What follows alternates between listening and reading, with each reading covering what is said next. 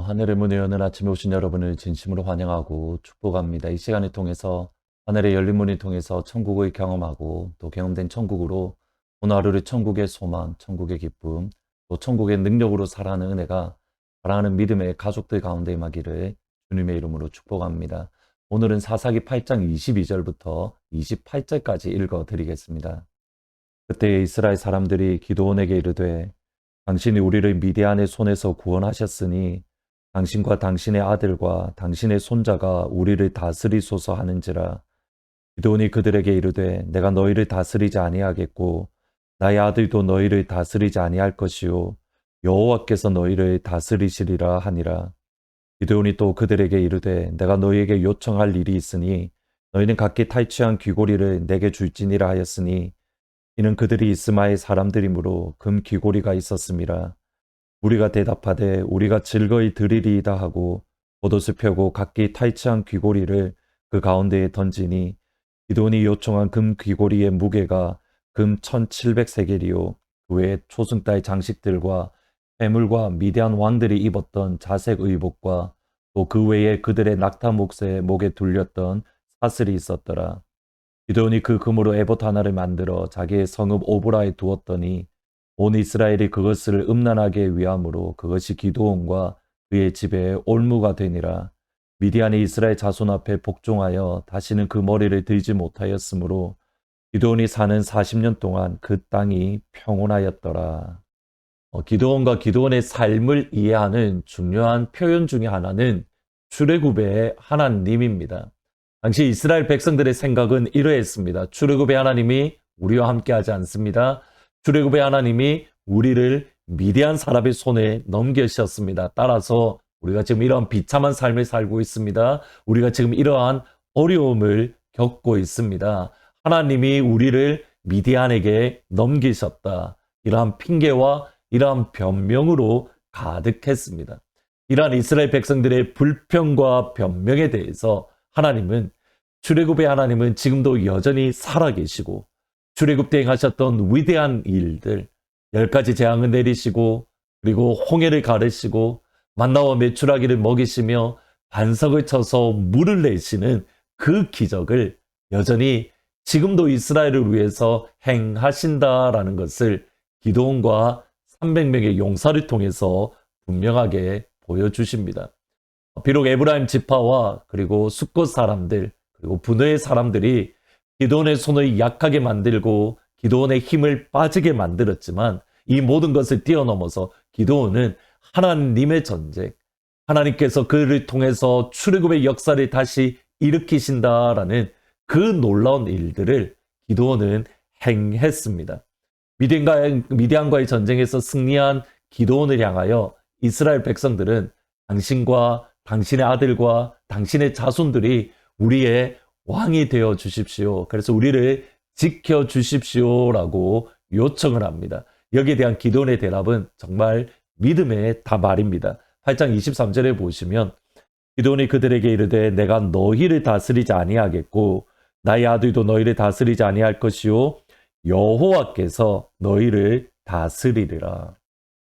스스로 왕이 되겠다는 것도 아니고 이스라엘 백성들이 자진해서 우리의 왕이 되어 달라라는 요청에 나도 왕이 되지 않을 거고 자녀 나의 후손은 왕이 되지 않을 거고 오직 하나님 천지를 지으신 여호와 하나님만이 그리고 아브라함의 하나님, 이삭의 하나님, 야곱의 하나님이 우리를 다스릴 것입니다. 우리를 통치하실 것입니다. 정말 믿음의 고백입니다. 저 스스로도 되돌아보면 과연 내가 이런 말들을 쉽게 할 수 있을까 되돌아보면 의문이 들 정도로 정말 영광스러운 믿음의 고백입니다. 그런데 이어지는 기도원의 말들 또는 이어지는 기도원의 행동을 보면 기도원의 이 말이 정말 믿음의 고백이었을까 의심을 가지게 되어집니다. 가령 24절 연계되는 말씀이 이렇습니다.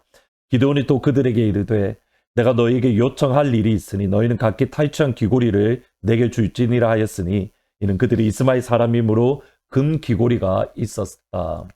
두 가지 측면에서 기드온의 진짜 모습을 사실은 알 수 있습니다. 첫 번째로는 기드온은 이미 미디안과의 전쟁을 통해서 수없이 많은 탈취물 수없이 많은 재산을 소유하게 되었습니다. 기드온은 리더로서 당연히 전쟁에 참여했던 이스라엘 백성들보다 더 많은 것을 가질 수 있었습니다. 그럼에도 기드온은 이스라엘 백성들이 가졌던 그 금 귀고리를 나에게 달라라고 요청을 합니다. 무슨 말이냐면 그 안에 욕심, 탐심이 가득했고 그 욕심, 탐심이 겉으로 드러났다. 그가 취한 것에 만족하지 못하고 또다시 이스라엘 백성들에게 얻으려는 욕심 그리고 탐심이 그 안에 있었다. 두 번째로는 이스라엘 백성들에게 얻었던 금 귀고리로 기드온은 에봇을 만들었습니다. 27절에 보시면 기드온이 그 금으로 에봇 하나를 만들어 자기의 성읍 오브라에 두었더니 온 이스라엘이 그것을 음란하기 위함으로 그것이 기드온과 그의 집에 올무가 되었다. 에봇이라는 것은 제사장이 입는 옷으로 하나님의 뜻을 물을 때에 사용되어지는 하나님이 이스라엘에게 주신 선물입니다. 지난 출애굽기를 살펴볼 때에 이미 보았지만 제사장이 입는 옷들은 결코 사람의 마음대로 만들 수 없습니다. 오직 하나님께서 모세에게 보여주었던 시내산에서 보여주었던 그것대로만 만들어야 됩니다. 그리고 그것은 제사장만 입어야 됩니다. 심지어 하나님은 제사 드릴 때에 사용되어지는 기름이나 또는 향료를 너희들이 만들어서 호기심으로도 만들면 안 된다. 분명하게 선을 긋습니다. 예배를 드릴 때에 사용되어지는 것은 철저하게 하나님의 말씀, 하나님의 뜻을 따라서 만들어져야 됩니다. 그런데 기드온은 므낫세 지파로 제사장이 아닙니다. 제사장이 아닌데 에봇을 만들었고 그 에봇을 입었습니다. 기드온은 제 왕은 되지 않았는데 제사장이 되었던 겁니다. 더군다나 기드온의 이 행동으로 에봇을 만들어 자기의 고향인 오브라에 두었다라고 되어져 있는데 이 행동 때문에 이스라엘 백성들이 기드온이 있는 오브라로 나아갔지 정작 하나님의 법궤가 있는 실로에는 이스라엘 백성들이 나아가지 않았습니다. 하나님의 법궤, 하나님의 말씀이 있는 곳, 하나님을 만날 수 있는 곳, 실로로 나아가서 예배드리고 하나님의 말씀을 듣고 하나님께 찬양을 해야 되는데 그곳으로 가지 않고 기드온과 기드온의 에봇이 있는 오브라로 나아갔다. 하나님 앞에 예배드리는데 가장 방해가 되는 것 다름 아닌 기드온이 만들었던 에봇이었습니다. 이러한 기드온의 행동 등을 볼 때에 과연 기드온이 처음에 했던 말 나와 나의 자손은 왕이 되지 않을 거고 여호와만이 너희를 다스릴 것이다. 과연 이 말은 믿음의 고백이었을까? 믿음의 고백이 결코 아닙니다. 믿음의 선포가 아니었던 겁니다. 마지막 질문은 왜 이런 현상이 나타났을까라는 겁니다. 그의 말은 분명히 믿음의 말인데 그의 행동은 오히려 하나님을 향하여 범죄하는 하나님으로부터 오히려 멀어지는 모습. 이것이 왜 일어났을까? 미디안과의 전쟁에서부터 이스라엘 백성들과 기드온에게 빠졌던 중요한 한 가지가 있습니다. 회개입니다. 미디안에게 어려움을 겪는 원인을 하나님은 한 선지자를 보내어서 분명하게 말씀하십니다. 너희가 나의 목소리를 듣지 않았다. 너희가 순종하지 않았다. 문제는 뭐냐면 선지자의 이 말을 듣고 나서도 이스라엘 백성들은 아무런 반응이 없었습니다. 하나님 우리가 잘못했습니다. 하나님 우리가 큰 죄를 지었습니다. 이것은 기드온 역시도 마찬가지입니다. 비록 하나님의 명령으로 그의 집에 있던 우상을 파괴했지만 기드온이 진실로 회개했다라는 하나님 우리가 잘못했습니다. 하나님 우리를 용서해 주십시오라는 회개의 내용이 전혀 없습니다. 무엇을 잘못했는지 알지 못하고 하나님이 원하시는 진정한 회개가 그 10년 가운데 없었을 때에 비록 잠깐 사용될지는 몰라도 그의 원래의 모습, 원래의 세상적인 마음, 원래의 가지고 있었던 세속적인 심령이 그대로 겉으로 다시 드러나게 되어지는 겁니다. 그의 속사람이 변하지 않았기 때문입니다. 믿음의 말은 할 수 있을지는 몰라도 믿음의 행동을 할 수 없는 겁니다. 요한복음 3장 3절에 보면 저희들이 잘 아는 말씀이 있습니다. 예수께서 대답하여 이르시되 진실로 진실로 내게 이르노니 사람이 거듭나지 아니하면 하나님의 나라를 볼 수 없다. 사람이 거듭나다라는 말은 두 가지 뜻으로 해석이 되어집니다. 하나는 사람이 두 번째 태어나면, 그래서 영어 성경에 born again이라고 번역을 합니다. 또 다른 말은 사람이 위로부터 태어나면 born again from the above, 위에서부터 다시 태어난다. 두 번째 태어난다는 것은 위로부터 태어나는 것, 곧 성령 하나님에 의해서 새로운 피조물이 되는 것, 그것이 거듭난다, 새롭게 태어난다라는 뜻입니다.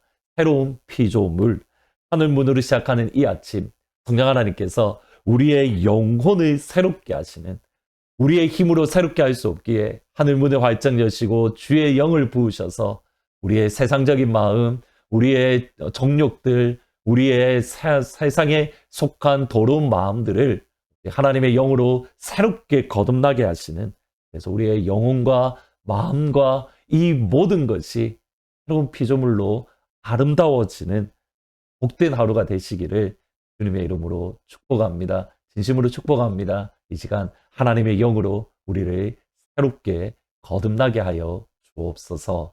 아멘. 말씀을 생각하면서 183장 빈들의 마른 풀같이 같이 찬양하십니다. 빈들의 마른 풀같이 이들은 나의 영혼, 주님이 약속한 성령 간절히 기다리네. 아무럼의 마른 땅에 단비를 내리시듯 성령의 단비를 부어 새 생명 주옵소서.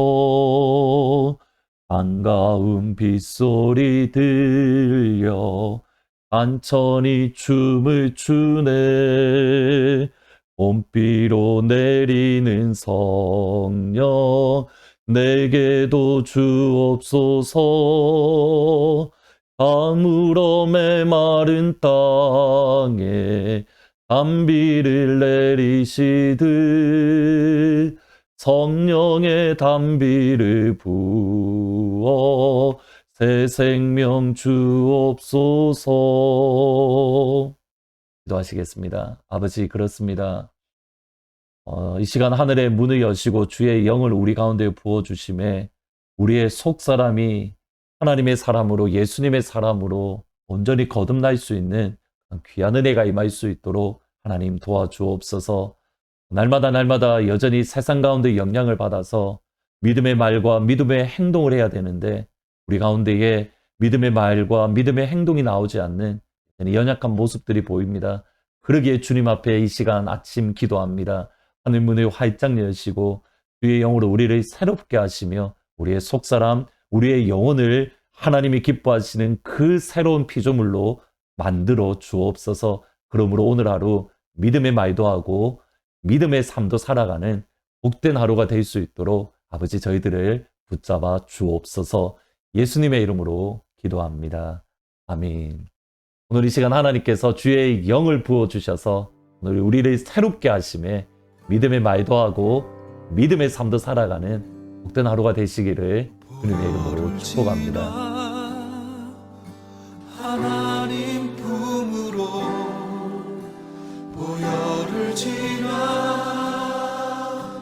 아버지 품으로 보혈을 지나 하나님 품으로 한 걸음씩 나아가 보혈을 지나 하나님 품으로 보혈을 지나 아버지 품으로 보혈을 지나 하나님 품으로 한 걸음씩 나아가네. 존귀한 주보혈이 존귀한